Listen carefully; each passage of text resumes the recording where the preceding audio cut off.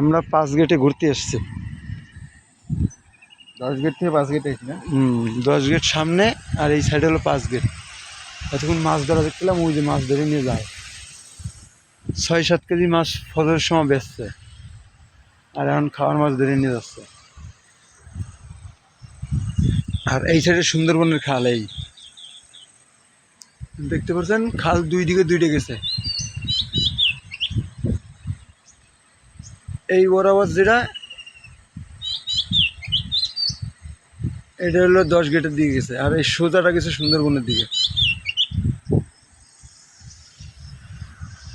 আবার এই যাতে রেল লাইনও দেখা যায়,